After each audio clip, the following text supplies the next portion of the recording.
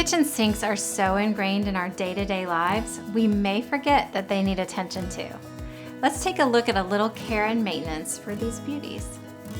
Some sink materials are more sensitive to nicks and scratching than others. That's why we always recommend using a sink mat to keep your pots and pans from causing damage and being careful not to scratch the sink exterior when standing nearby. For example, if you're wearing a belt, you'll want to watch out for the buckle while doing dishes. Back here are your shutoffs. They control the water flow to your faucet, so if you ever need to swap that out or do any work on it, make sure to turn these off first. If you've ever discovered leaking under your sink, 9 times out of 10, it'll be from your drain pipes here.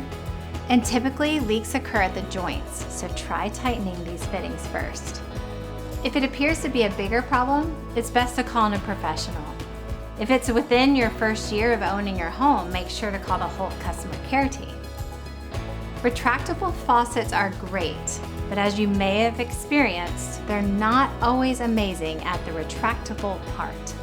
This typically happens when you have too much stuff under your sink, which can cause the hose to get caught up. And this right here is a star of the show, your garbage disposal. There's a fair amount going on here, but let's just focus on the basics. From time to time, your unit may get jammed. Depending on the manufacturer, you'll either have a jam buster wrench or a breaker bar to address this issue. For the wrench, you'll insert it into the bottom of your disposal and give it a few turns to free the jam. For the breaker bar, you'll want to remove your splash guard, slot the bar between the blades, and again, give it just a few turns to free the jam.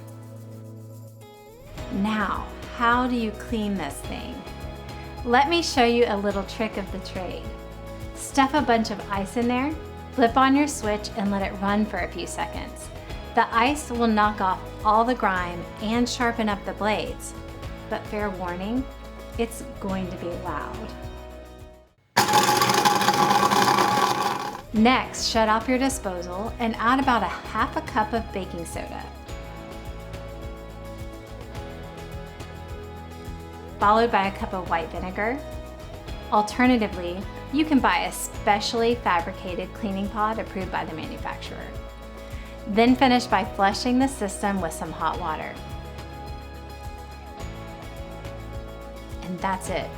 You've got yourself a clean, fresh-smelling garbage disposal.